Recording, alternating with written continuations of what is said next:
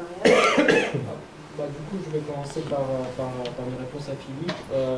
Évidemment, rien ne nous empêche de concevoir le crédit en l'absence des réserves fractionnaires. La seule différence, c'est que d'une part, il y a des réserves, il y a moins de risques de ruée bancaire, et d'autre part, il y a moins de création monétaire. Donc, dans ma présentation, j'expliquais la banque de prêt. Le banquier établit une relation entre les demandeurs du crédit et ceux qui sont prêts à mettre en jeu du crédit, c'est-à-dire leur propre épargne. Après, une question intéressante à partir de ce que vous avez dit, et concerne l'existence des réserves fractionnaires dans le système bancaire libre. C'est un véritable débat avec beaucoup de rebondissements, beaucoup d'articles qui ont été écrits ces dernières années. Et ce débat comporte deux éléments, un élément éthique et puis un élément économique, qui consiste à... il y a deux types de conséquences et le débat est extrêmement complexe. Mais c'est un sujet ouvert, à mon sens. Ensuite, c'est mon intervention concernant plutôt celle de Martin. Je ne suis pas sûr d'avoir compris exactement sa question ou sa perplexité par rapport à la théorie de Guido.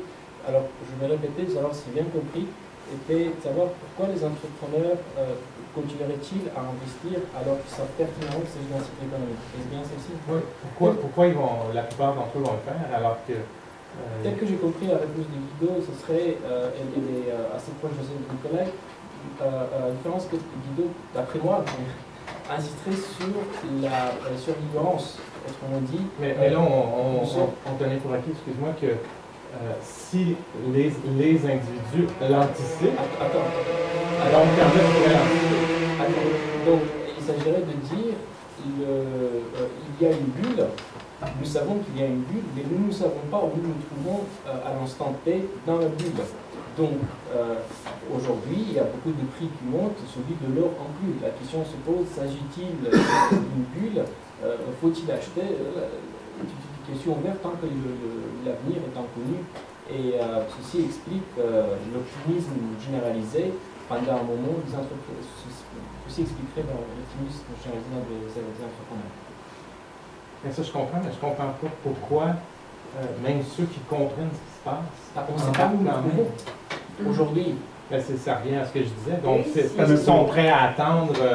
Mais pour eux, ce n'est pas, ils n'embarquent pas en fait. Pour eux, comme Nicolas l'a expliqué, c'est une opportunité d'arbitrage. Ouais. Et ils ont déjà une idée de ce qui va se passer, tandis que les autres n'ont pas. Donc, ils profitent de l'opportunité, ils vont prendre ces crédits. En même temps, comme Nicolas a dit, donc, ils vont lancer un signal pour une prime d'inflation sur le taux d'intérêt. Donc, disons, les troupeaux, les restes, peut-être vont suivre. Et justement, c'est eux qui vont embarquer dans la clôture de l'opportunité d'arbitrage de ceux qui ont vu qu'il y a eu et qu'il y aurait ainsi. Par contre, il y a aussi... juste pour compléter ça, donc si dans le cas où les individus, comme je disais, c'est là qu'il y a un problème anticipaient, comment... Pourquoi ça n'arriverait pas? Ben, c'est ça le problème, c'est parce que tous, ça peut... Non, je pense que certains, ça suffit. Oui, pas tous. Il n'est pas nécessaire que tout le monde anticipe. Voilà. Pour quelques-uns, ce serait tout simplement de profiter d'une opportunité d'arbitrage intertemporel. Si c'était tout le monde en même temps, donc là, je crois que Guido a donné la réponse. C'était la première réponse qu'il a donnée. Et rien ne se passerait parce que personne n'allait prendre les crédits et laisserait les banques tomber. Les banques seraient avec un crédit qu'elles n'arrivent pas à placer. Mais ça, c'est totalement théorique. Tout le monde s'en rend compte. Voilà, c'est une hypothèse, voilà.